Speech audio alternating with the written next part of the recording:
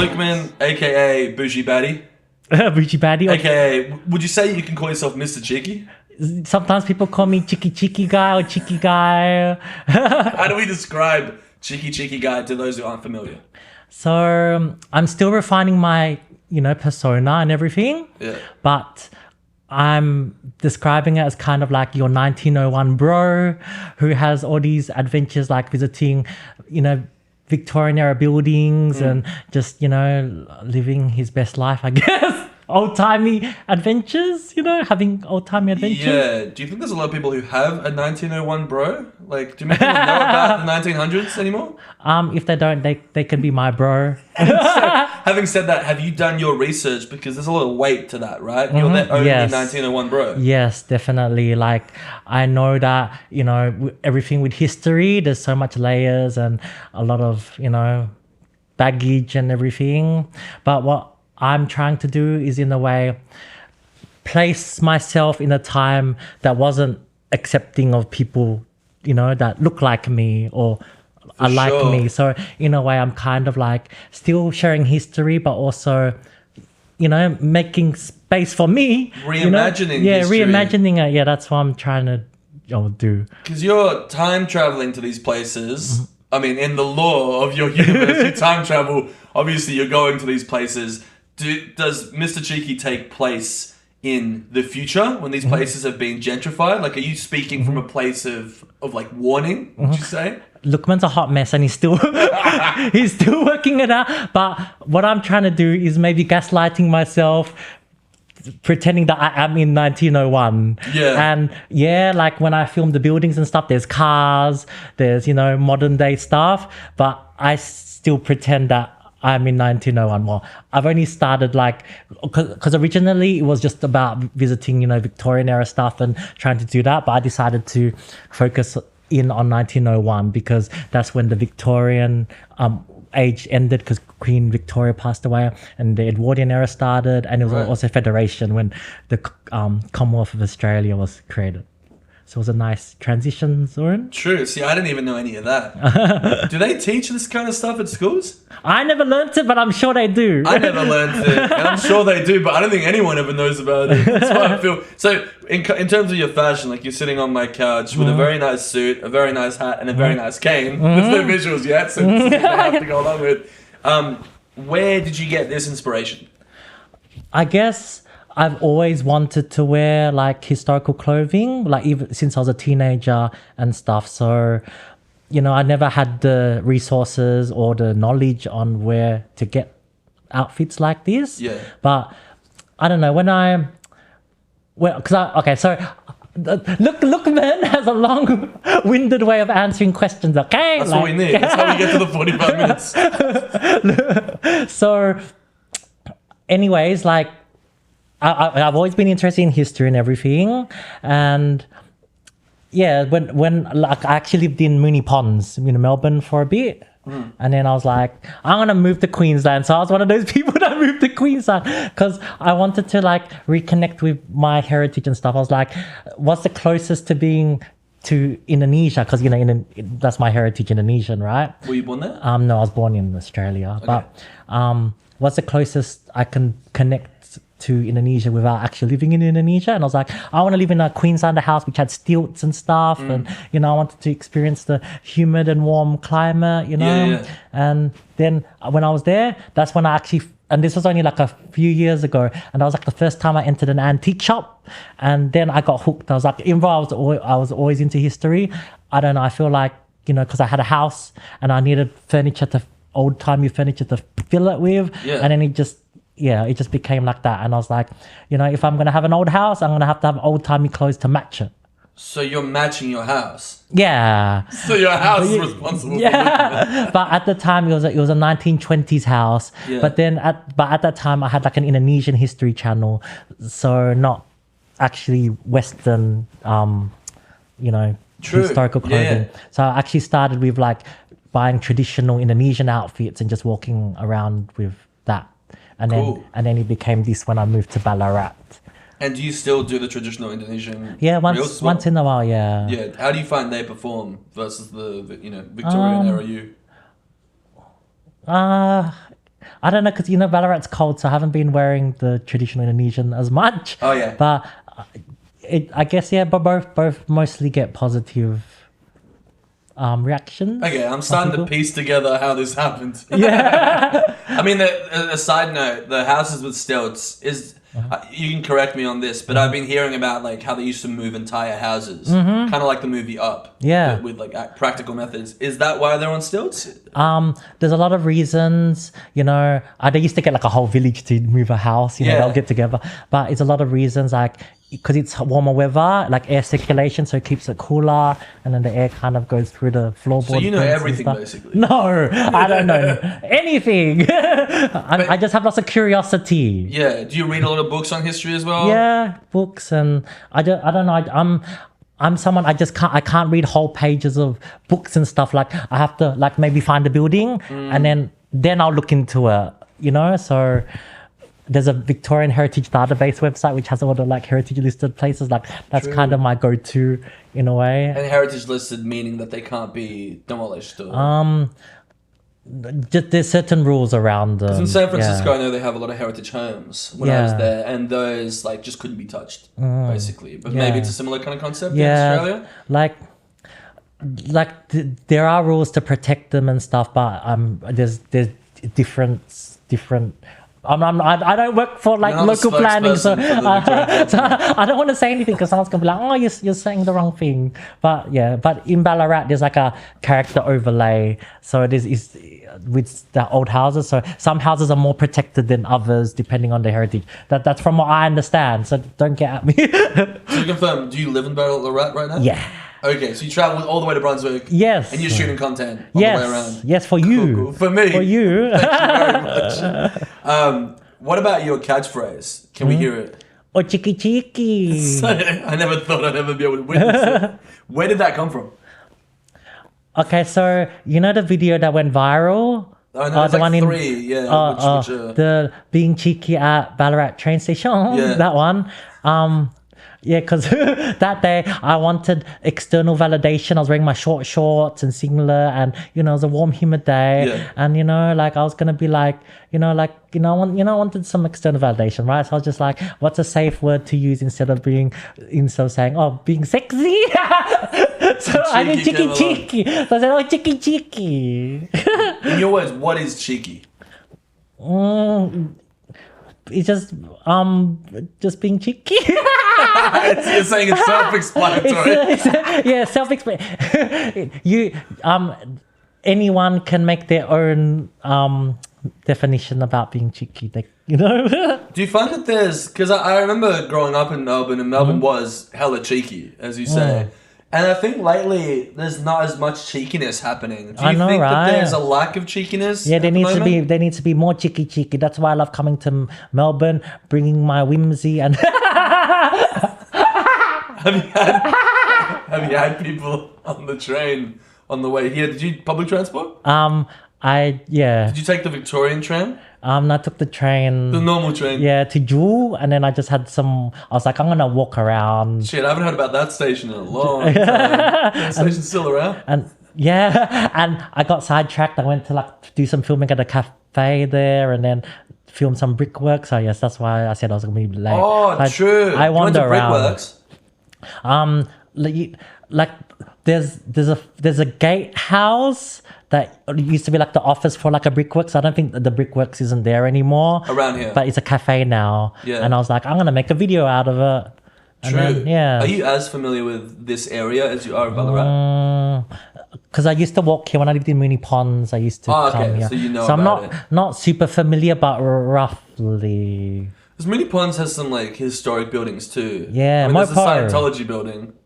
Oh yeah, that one. That I think that's in Ascot Vale, but it's kind of that. I mean, if we're talking about definitions here, probably. Or but one of those suburbs, yeah. Yeah. But yeah, there's a nice former ES&A bank there along that road. Forgot what's that road called? Ascot Vale Road? Ascot Vale Road? Is it? Fuck, for lack of a better argument, yes. It's that now. So, do you have any buildings in mind around this area that off the top of your head are just iconic? Brunswick or Melbourne? Brunswick. the town hall, but that's a bit later than my era. I saw the foundation stone. I think it said, oh yeah, it was a bit later than 1901. But there is the Mechanics Institute, former Mechanics Institute, and that's your era. Yeah, that's all pre 1901. So my goal is, as a 1901 gentleman, I can only see buildings that were built before me, before 1901. So right now, you're sitting 2 stories up in my loft, you're just levitating. Yeah, where am I? This is a shithole. I mean, it looks nice. It's like a modern shithole. I just played a show, my punk music at the Brunswick Ballroom. And in my head going into this, I was like, oh, we can like connect over that. But the truth is, I'm pretty sure the ballroom is like a 60s, 50s, 40s thing. Your threshold, your criteria is so strict. Yeah. Do you ever wonder, like, maybe there could be a 1902 gentleman too? Look, perfectionism and stuff, and I was thinking about that. I'm like, should I just be a 1910 gentleman? Or just a 1900s gentleman? Like, you don't, there's a vague definition there, and your fashion can fluctuate. You don't even need to pay me for that. But you can take that. I guess 1901 is good because it's that threshold year. You know, I've always been someone kind of in between cultures, you know, being an Indonesian but born in Australia. I'm Argentinian. Yeah, I was Argentinian. born there, but I've been raised here. Yeah. So I feel like I'm kind of like that in between. I've always been in between time periods. I feel like I'm an old soul, you know, in a way. My dad was really old when he had me. Like, he was in his 50s or something. I don't know. Really? Yeah. Wow. And I was born on a cusp, a Scorpio Saggy cusp. So I feel like 2 people in one. That's that's me. So you got these 2, like Dr. Jekyll and Mr. Hyde. Yeah, so I feel like the 1901 works because it's like it's a historic milestone for Australia and all that. Okay. Lukman knew you had Argentinian heritage because I heard on your podcast, like on the previous one. Yeah. So I was like, I did some research. Well, you know, what was Argentina like in 1901? And what was it? Educate me. So, like at that time, like it was one of the, not the wealthiest, but one of the wealthier countries in the world. Yeah. And, you know, that was a time, you know, where they made lots of wealth from, you know, the beef and wheat and railways and stuff like that. And a lot of, and a bit earlier than 1901 and a bit after 1901, that's when a lot of immigrants from Spain, Italy and continental Europe came. True. So, yeah, that's 1901, such an, you know, like a, you know, interesting. Big time for the whole world. Yeah. Damn. Well, yeah. Thank you for enlightening me with that. So Lukman likes to travel too, right? So I like the 1901 thing because I'm not just, or hopefully I get to not just experience like, you know, Victoria, you know, state of Victoria through a 1901 lens. I want to go like all over the world and experience the different buildings and the stuff from like a 1901 lens.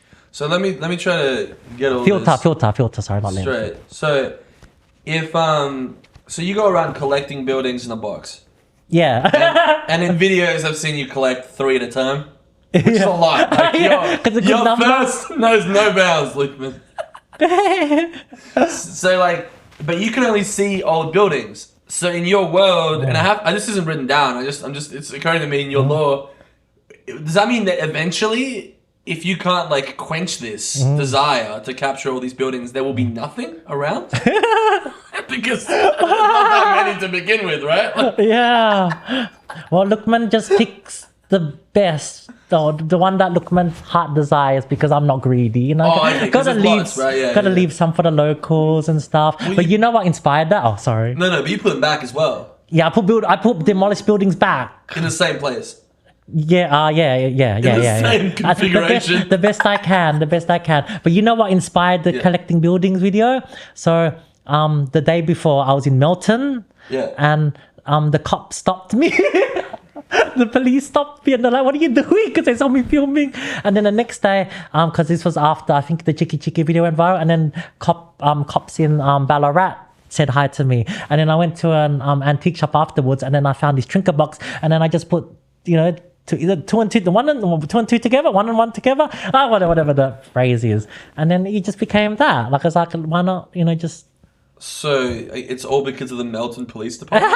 Melton and the Ballarat. Shout out to the Ballarat and the Melton Police Department. Do they have horse cops in Ballarat too?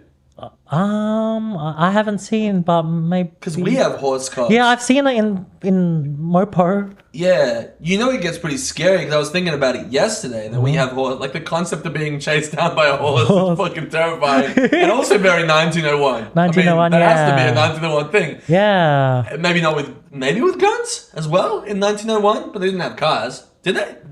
Like I think really early cars, but you wouldn't have used them for the police department. Like, maybe they would have. I don't know. Lukman needs to look into that. Yeah, I need to look into it Lukman too. doesn't know everything. Lukman's goes where his curiosity leads him. Curiosity, yeah. I feel you. I'm starting to understand. Yeah, so I feel like I'm in your world right now. yeah. So for example, like last night, I found a timetable from a newspaper of like an old railway timetable. Yeah. You can keep that in. I'll keep it all in there. Yeah. Where there's like the Ballarat to Melbourne train, there used to be all these different stations in between, but a lot of them the train doesn't stop there anymore. True. So one of my videos that I filmed just today that I'm going to release later on was inspired by the train not stopping there anymore. True, like a ghost train. Yeah, but I'm pretending that it should have stopped. So I'm still working out this world, okay? But the railway thing's interesting too, because I know I've gone for walks around some places in Port Melbourne, some places in where the fuck is it? The Westgate Park, which also has a railway that is not connected to anything anymore. These abandoned remnants. I know the further you go out, I don't even know where it was. I remember going out to a place that also had like a very classic 1940s, 1930s train station that's completely defunct at that point too. And it's cool to think about these things because most people don't. You just can't take for granted everything. Totally. I love seeing like what used to be there. Like I love seeing before and after, stuff. But I want to say, not what's the word? Not vintage values, okay? Not vintage values. Yeah, vintage aesthetics, but I also believe that we can't destroy everything because then how are we gonna learn from it?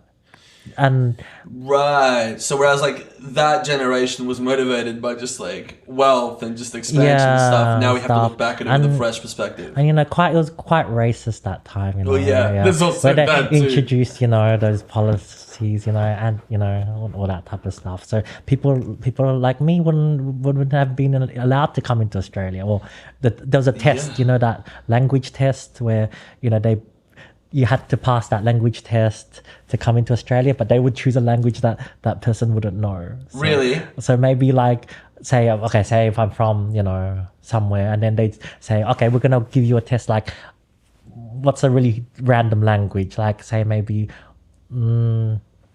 Catalan or something, and then.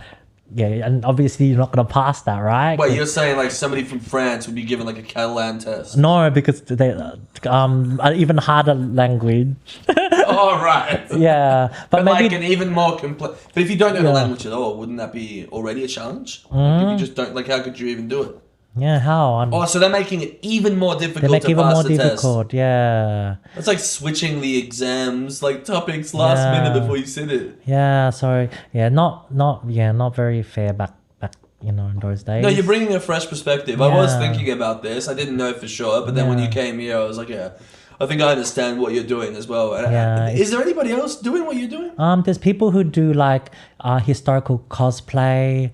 Or they do architecture, or they do the humor, but I feel like I mix it all together. Yeah, I don't think there's anyone that's done it the same way. I'm trying not to because to me, I can't see it through someone that's just gives out facts. That's why I kind of make it into like a story, like the Warren Heap train station. Like I make a story around it, something short, something funny a bit, and stuff like that. You're making it palatable. Yeah, which I think is important now. Yeah. Like if you have a message, you have to figure out a way to get it to people because it's harder than ever to get stuff to people. And so as I said, history's loaded. Like for a lot of people back then, like would have been like horrible life. So true. Yeah. Where in Ballarat, are you somebody who's it is the gold town? Right? That's what it's known for? I think the former nickname was like, not official nickname, like the Golden City? The Golden City? Yeah. Have you found much gold there? I haven't. You haven't? Yeah, every time I go there, I lose money. But like, I remember going to what's the fucking gold? Oh, Sovereign Hill? Sovereign Hill. Yeah, I love Sovereign Hill. I remember going there, And it always felt like going to IKEA for me. Like, me personally, it's funny that I'm chatting to you. I never had, until very recently, like, patience for older stuff. Until I noticed that I always thought it was boring when I was a kid, and even art, it was like Renaissance, like I wasn't interested in it. Until I got older and I realized that we're losing a lot of that. And then we have nothing to connect ourselves to where we came from, so we're lost in space. And so I would go to Ballarat and I would just get like a little piece of gold, like the smallest piece of gold. I think it was even like plastic. I can't remember. So my memories of Ballarat are very different. But I know we played some shows up that way, and it's a great place. Yeah. From what I remember. No, Ballarat's amazing. The town that I love. You know, it's a great place. Like, I really like it. So much history and everything. Like, I love the cold, but I need a heater though. True. Is it quite cold over there? A few degrees cooler than Melbourne, more or less, you know. True. So yeah, it's just it's a vibe. Has the government reached out to you? Not the Victorian government, but the council. Has the like municipal local government I did a reached out to you? I did a collab for the Heritage Festival. Oh really? They reached out to you? Yeah. And what did they say? Could you make a video for us? And I'm so grateful, grateful that they reaced out, That's really cool. Yeah. What was the video as cheeky as your normal videos? Yeah, it or was did you have so cheeky. Extra cheeky? Yeah. So I didn't know what idea to do, but then I was like, there's an antique shop there, and I was like, why don't I just visit 3 events that are part of the festival, but like when I go to the antique shop, like I touch like a historic object that's kind of semi-linked to that event, and it transports me to that event. True. So Lukman has weird ideas, like I don't know how my brain works, Have you done any videos on paranormal activity stuff? You did a video on something spooky? Not really, but I that's the first thing one of the things I ask tour guides when I visit an old house. I'm like, is it haunted? Is there a ghost here? Well, I asked that because I already had that question prepared, but little did I know what would lay in store for me last night. Like upstairs, like I was sleeping and I had somebody else witness it as well. We also had a paranormal experience here. So yeah, I was wondering if you could help me with that. But basically I was in bed and I swear to God, there was a paper bag in the corner, and we've had some mice down here, but that was all over. I heard mice in the paper bag. The bag moved. The bag moved again, like the sound of something in the bag, and we checked to see if there wasn't an open window or something. There was an open window. There was no reason. And when we lifted the bag, there was nothing in it. Oh. So now, after last night, I can tell you I have had a paranormal experience. So I guess what I'm saying is maybe the building doesn't have to necessarily be old. Maybe it could be like the ground. Yeah, the ground, like the spirits of what this place used to be too. Yeah, definitely.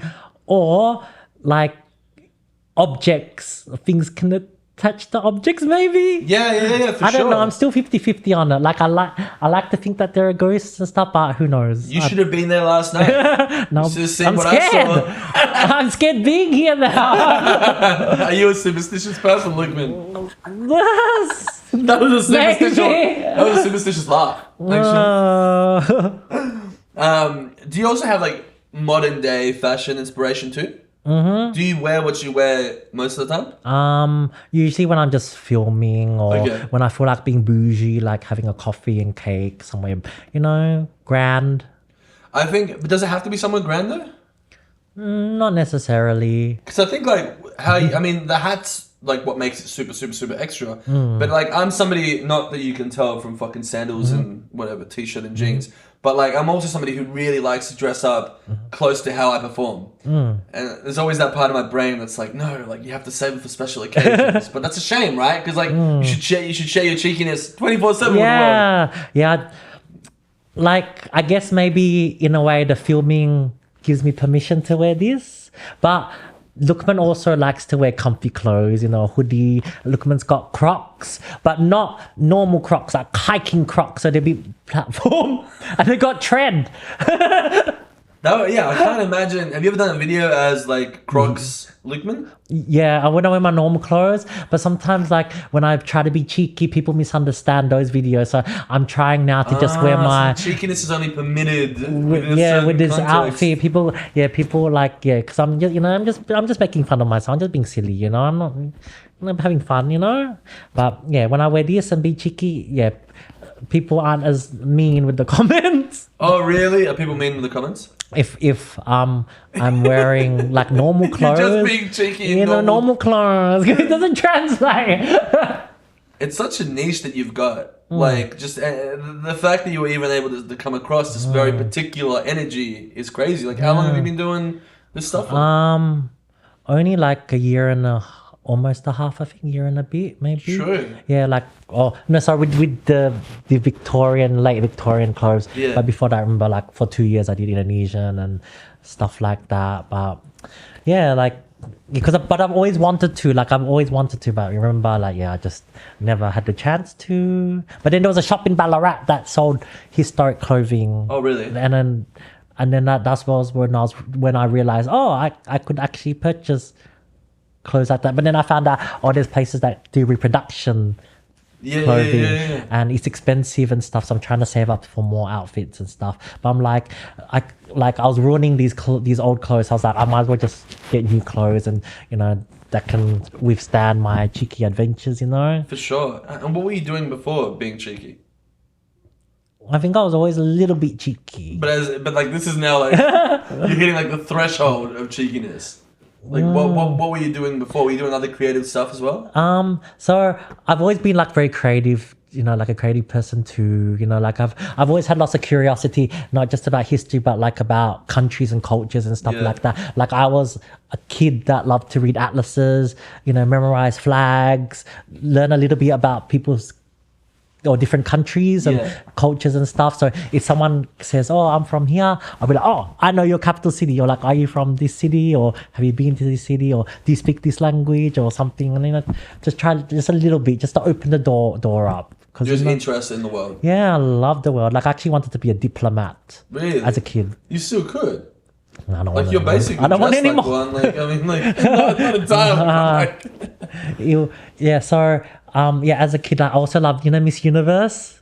The competition? Yeah, the beauty pageant. Yeah. Because not for the for the pageantry, but more so for the different countries are represented, and then they wear national outfits, and then that's when I kind of I used to do when I was a teenager, a tween. I used to make animations like my own beauty pageants, and I'd draw my own people, and then 2D beauty pageants. Yeah, that's awesome. But I never uploaded them or anything. It was just for my computer and stuff. And I didn't know how to publish. I made all these videos. I didn't publish it as a file, so it never got saved.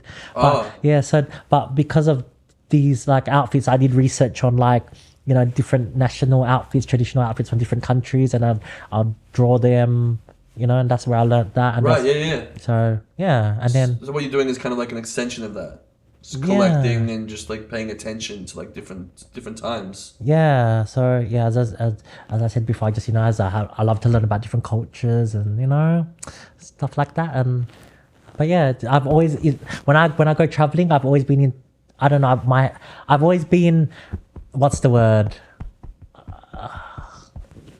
Attracted to buildings from that late Victorian era, early 1900s. It's always been those buildings. It's always, Yeah. Like every time period has their kind of, attraction. Allure. Yeah. But I guess what intrigues me about this, the Victorian era and the 1900s, is that it's far away enough that it's not easy to find. What's the word? There's a lot of information out there, but it's not that inaccessible compared to say maybe 5,000 years ago, where there's not as much record left. But then it's not so familiar that because there's no one alive from that era.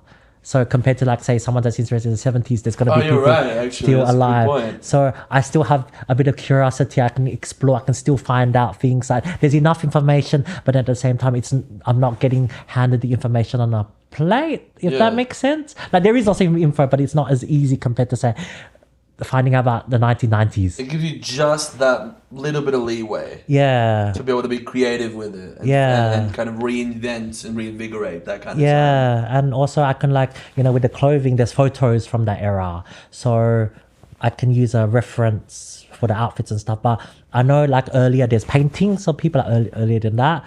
Like, 1700s and stuff like that. But I don't know. I like to see photos, even though they're black and white, But I don't know. Have you had any strange or interesting or memorable fan interactions? Has anyone ever drawn you? Has anyone ever asked you something that stuck out or complimented you in a particular way? The mayor of Ballarat follows me on TikTok. What's their name? Do you know their name? Tracy, Mayor Tracy. Shout out to Mayor Tracy. Yeah. Best mayor in Australia. I should get him on the podcast. Yeah. How old is Tracy? I don't know. I'll have to do my research then. But Tracy is amazing. Tracy, a big fan of your work. And I'm a big fan of hers as well. That's awesome. Yeah. That's so cool. What about that 0.5 camera? Like, did you discover that recently? Or? Oh, because some people come into my workplace. I'm just gonna say I work at a supermarket, but Lukman wants out to find something more aligned, right? Yeah. But people come up and they're like, let's do a selfie, 0.5, and then that's where I got it from. Because me, when I do filming, it's usually a ×2. Yeah. Because that's what the eye sees. Yeah. And so 0.5 is more than that. Yeah, but now now I've been using 0.5 a lot with the selfie mode because now I know my whole face and head it just suits fits it. in there. It's fun. Mean, some people suit it. It's like some people it kind of exaggerates their features, but you can still very much see it's them. Like you don't look any different to me in person than with the 0.5. Some people do, It really depends. There's an element of like humor to that lens. Yeah. I'd love to study the recent history of the 0.5 lens and when it started getting used for, I guess, meme culture, humor. Because it can just fit more people in there.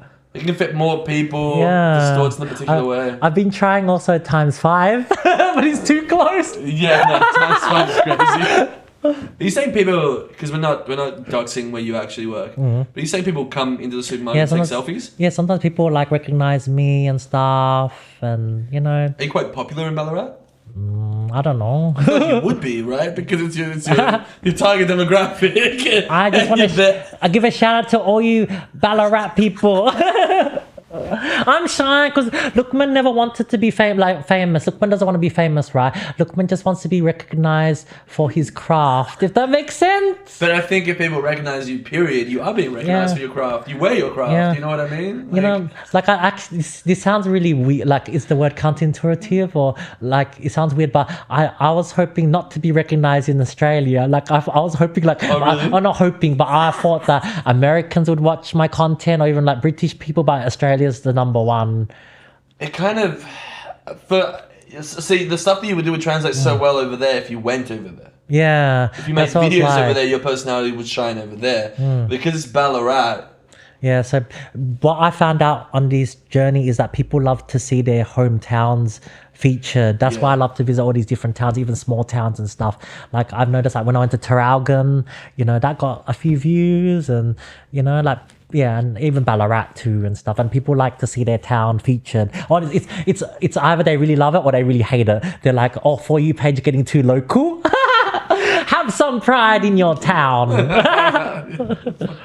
Yeah, I mean, I don't even know how I think I stumbled upon one of your reels on the algorithm. It would have been one of the big ones. Like when I reached out to you, like maybe like 2 months ago. And it just out of nowhere, like I don't follow anything. I don't know. I actually did, and bear in mind, I'm you collect buildings, I collect conversations with unique people, and I saw your thing, and immediately as soon as you said the first cheeky, I was smitten. I was like, all right, we gotta make this work. I'm still surprised when people recognize me in Melbourne. Like sometimes people do. Sometimes Ballarat people recognize me in Melbourne. I'm still not fully recognized in Melbourne. Even Ballarat, not everywhere. everyone I reckon knows they me. will. Like, I reckon you would basically blow up if you. I don't know how much 1901 stuff we have here, like we talked about before. There's not as much as maybe like a building from the 1940s or 50s. But if you moved into like 40s and 50s for a little bit here, Yeah. you would become basically gigantic. Because Yeah. that isn't really being done. I don't know any other person in that niche. I think there is a big 1950s niche. I think there might be, but not the way that you do it. Oh. As far as I know. There's no Lukman in... Well, is there someone out there that wants to do like that? But 1950s? Like, You're going to keep it 1901. Yeah. Keep it humble. I think that's what makes it so exciting as well. That you just see... Like when I saw Ballarat, and it's like Ballarat for so many of your reels, I'm like, wow, like this is absolutely dedication. There is such a... as a creative, as somebody who does a lot of different things, it's hard for me to constantly be kind of putting out content in that field. I'm always wanting to jump into a different territory, and it's so admirable that you can stay in that realm. I'm actually like that too, but the thing is, I'm using the whole, okay, now my 1901 bro, like anything pre-1901, that's my thing, but I feel like it allows me to, you know, as I said, like I can do international adventures. Exactly. I can, instead of just visiting buildings, I can also like, you know, just have coffee and cake somewhere, or, you know, as I said, that train adventure thing. Are you going to keep that part in? Yeah, I'll keep that part in. I'll keep all of it in. Okay.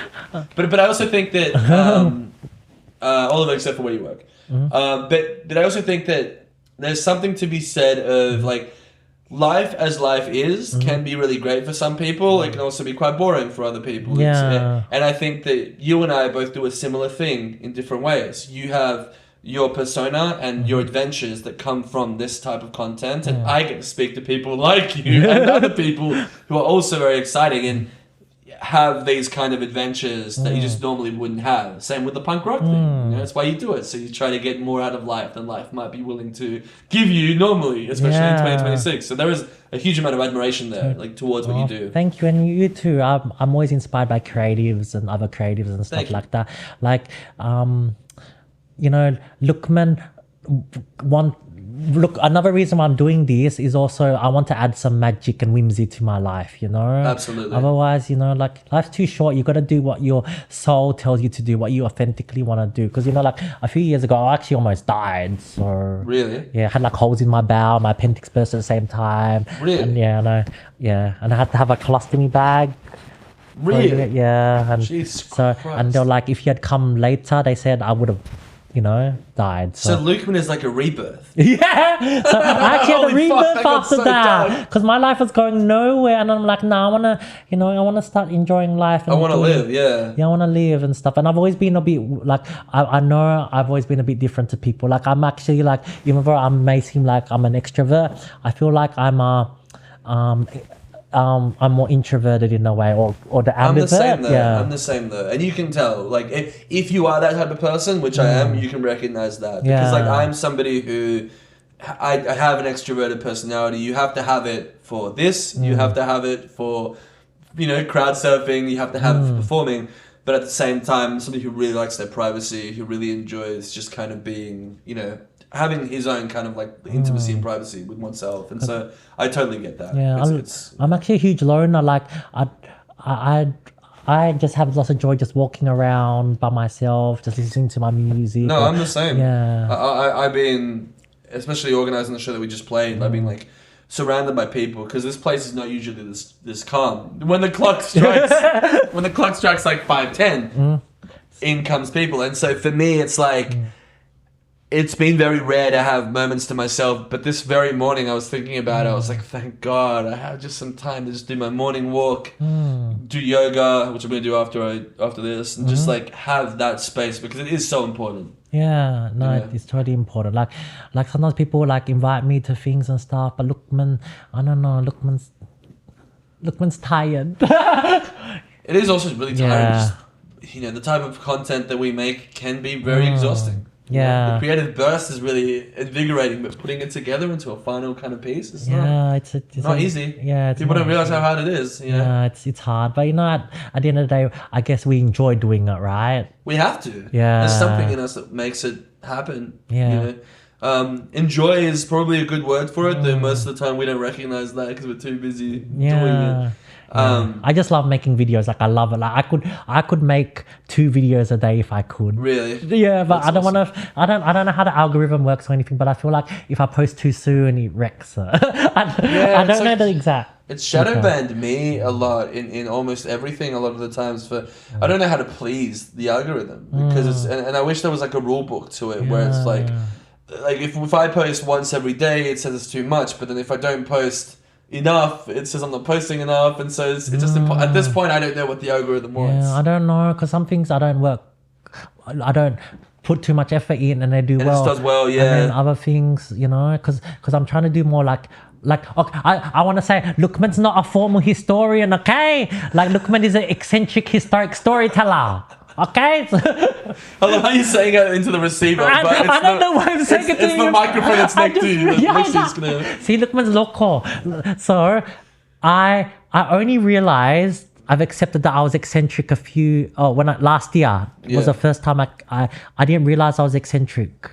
True. Yeah. So I was wearing, like when I first started wearing like historical clothing, I went to Albert Park and then I was filming like these old terrace houses and there was a lady sitting on her balcony of around, you know, the second level balcony? Veranda, second level veranda, yeah. And then she's like, oh, hi, I love eccentric people. And I'm like, who? Me? And then I was talking to a friend from my uni days because I studied graphic design. Oh, true. And I was like, did you know that I was eccentric? And she just starts laughing and then she's like, you used to lip sync by the side of the road in your short shorts. How did you not know you were not eccentric? I'm like, oh, because I was just trying to be me. Like, you know, eccentric. I don't know what the actual definition of that word. I don't obviously know what it means. I am eccentric too, but I've always wondered, like, the definition. Isn't it relative? It's relative to everyone else, right? Just I don't know the exact definition, but to me, it's just doing something out of the norm, like as a person doing. So it is comparative. Yeah. You have the eccentric compared to other people. Yeah. Yeah. Like I've always believed that people are all on their different journeys, own journeys and stuff, you know. Some people maybe, you know, in this life they're meant to you know, be a bit more creative, eccentric, you know, I believe that too. I I believe that too. I believe that a lot of people don't even they underestimate their own potential. And their own power and what they can do because other people have put it down. You know, but naturally they are eccentric people. And you see it in sometimes small doses, sometimes in, you know, red booty shorts, you know, lip syncing lyrics. It's just I don't know. It's just those were the days. Yeah, because you know, like with Indonesian, like my heritage Bugis, that's the ethnicity.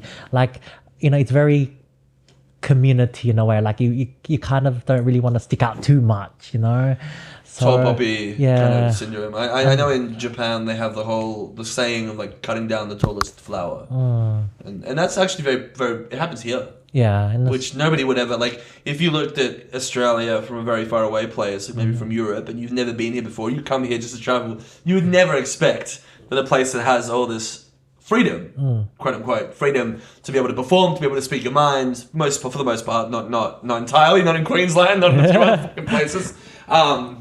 You would think that, I don't know. For me, it's like you would think that there would be a different kind of response to that kind of stuff because, like, you can't really. How do I phrase this? I don't want to be a hater all the time. I'm trying to be more positive, but I just feel like people will see that somebody's succeeding here and definitely have an issue with that. And you wouldn't think that Australia, or especially Melbourne, would be like that.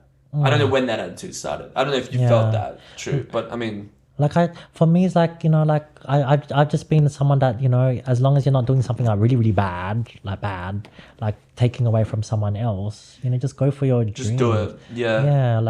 Just, you know, for me, like I'm good with everyone and stuff until they, what's the word? Until they stop me from living my best life. That's a good way to go about it, to be honest. That might be the cure. That might be the cure to tall poppy syndrome. We figured it out. I guess, humans are humans, right? So... Yeah, we're all flawed as well. No one's perfect. What about, your music. Like, you make music in these reels, but do you make music outside of it? Can we have an album of the songs? Because the songs are pretty good. Are they? Yeah. Lukman was on Australia's Got Talent. Were you? As Lukman? A different person. Okay. I wore like a flamingo muumuu. Wow. Yeah. And what did you do with it? With the muumuu or the song? Or Well, what? just Or generally, what did you did? do on the talent show? Lukman sang his song "I'm Desperado." Desperado. Yeah. True. Yeah. Is there anywhere I can see this? Or is it lost media? Uploaded the YouTube song, and there's a Daily Mail article. Did you make it through to the next round? Nah.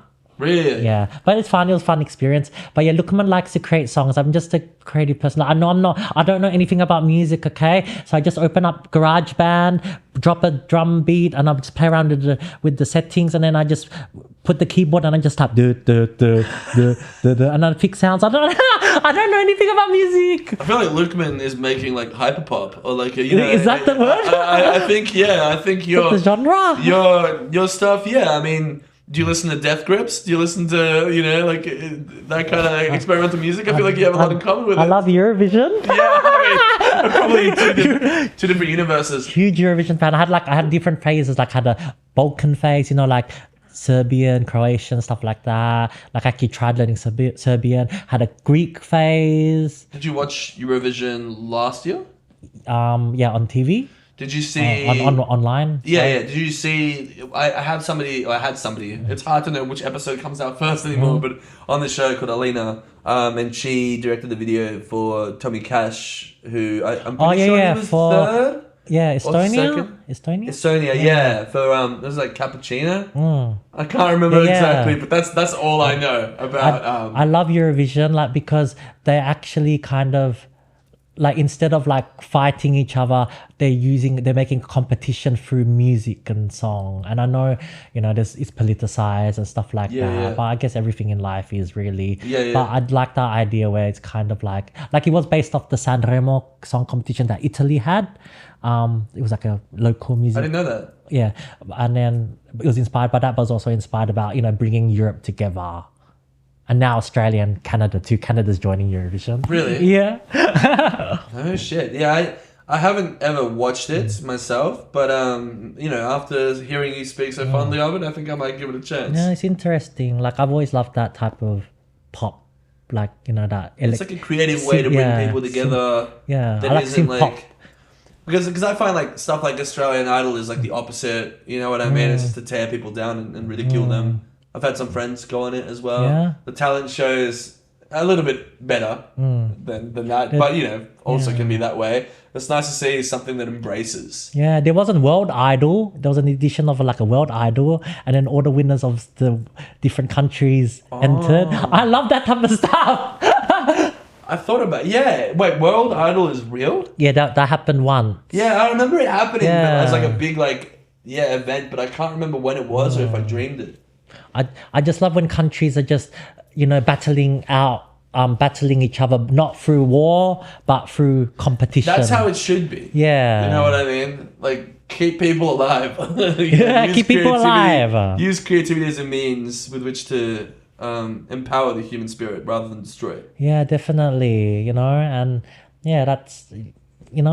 that's where we should be heading. There shouldn't be any wars in 2026. We don't learn anything. Well, we do when we watch your reels. Sometimes Lukman gets some stuff wrong, so I'm sorry. Lukman's not a super historian. I try. I write down my sources that I use. Oh, you have a bibliography? Yeah, the websites and stuff I use. Cool. I try to use more reputable sources, but sometimes it's wrong too. You never know. It's history. It's a lot of. You don't know exactly unless there's a proper written record. History was told by the victors, right? Yeah. Or if you were alive back then. But still, even now, people are still fighting about facts, right? This is true. Mandela effect. Well, I think we've come a long way in this conversation. I think I've learned a lot about you, and I think that I've learned a lot about the world. And before we finish, and thank you for coming on the show, Thank you. I wanted to ask you what I ask everyone at the end of the show. It's nice to do this in person as well. Yeah. I haven't done this in person for a while now. It would be, what advice do you have for the next generation of creative people? Just do it, like just create something. Like Lukman is a perfectionist too, and sometimes I don't want to start things because I know I can't do it to what my brain wants it to be. But sometimes you just gotta put stuff out there. My video, the Chiki one that went viral, that was just like that was only like 10 or something minutes before I filmed it, that idea came up, and then I was just doing a voiceover when I was like walking and stuff. And oh really? Yeah, it wasn't even like a planned thing. I wasn't even gonna film that day. So and that wasn't even planned, and then that did well. There's something to be said, like before we finish, in regards to that. It's hard to put into words, but again, when I said that I saw your reel 2 months ago, and from the very first moment that you said Chiki, it was almost like I was watching something that I shouldn't have watched. But not in like a vulgar way, like in sort of like a creative, like unhinged, esoteric thing that, like, I think a lot of people see those reels and see a part of themselves that they can't reveal to anybody else. Like, it's something that should be private, made public in a land that is so repressed, creatively and emotionally stunted, and especially in Australia. And so we see your reels, and there's this thing that just, and so that whole making something 10 minutes before posting it and not thinking too much about it, the human spirit. And I don't think this is an overstatement at all. I get excited about what you do, but I think it speaks to the human spirit in some way. In some primitive way, we recognize it and go, thank God that, Lukman's out there being cheeky. Thanks for going that deep, because I appreciate it, because that video, there was a little bit of a lag, the lighting was bad in the first shot, but still, so that nobody gives a shit, because like it's the same with music. Like you have people worrying about their bass tones, people worrying about the drum sound. Can you hear that sound in the background that shouldn't be there? Are my vocals too much? Like, I did a song recently, which is, I wrote it in complete, it's like free association, where you just do gibberish. And there are real words, but I wasn't thinking about these lyrics. And I did it all in one take, and then I published it, and that was it. And it feels really vulnerable for me. It's scary to have that out there, because it feels like people are looking at you completely naked. There's no filter. There's no barrier between you and them. And I think what you're doing is quite similar. Like, even though you have, obviously, the code and the stuff, like, you are still very much you. It is I don't know you today, but I can see, as somebody who can, kind of like see a creative and feel like they understand them very quickly, that is still a vulnerable part of yourself that you're putting out there. And that's why the reels, even in an era where everything is going to shit, there's still these elements of like, wow, like this is not an AI video. This is so authentic in its own way, and especially for Australians who don't get to see themselves represented accurately through the media, it's quite refreshing. Even if they don't have your background, even if they don't dress like you, to see Ballarat spoken about. We've all been there, you know what I mean? To see the city, like I have a book on my bookshelf there called Monkey Grip by Helen Garner. Classic kind of like share house literature. And the concept of that book is that she basically wrote books about, I guess, these suburbs. Fitzroy and all that stuff, because nobody else is doing it. And that still happens today. Nobody is really talking about the experience of living here, and most artists that become successful here do it in a way that's either, it falls into two categories. It's vague, so it could be from anywhere, or it's cartoonified to the point where it's just what I consider to be exploitative. It's the typical white Australian savage, man or woman kind of narrative that we've had in Crocodile Dundee, Mad Max, all that kind of stuff. So to see an authentic, bilingual, or at least something that just feels like this is the actual experience of a creative who lives in Victoria. I was going to say Melbourne, but I think that's not the case. Shout out to Ballarat. Is refreshing. So once again, thank you, Lukman, for coming on the show. Thank you. And thank you for inviting me to your place. I'm not going to reveal the place, but can I say Northern Melbourne? Yeah, area? they know it's in Brunswick. Okay. Thank you for inviting me thank you for inviting me to Brunswick. On Wurundjeri Woiwurrung country. So I really appreciate it. I've had like an amazing time, and I hope I didn't say anything too bad. I think it was very safe. Thank you, Lukman. Thank you.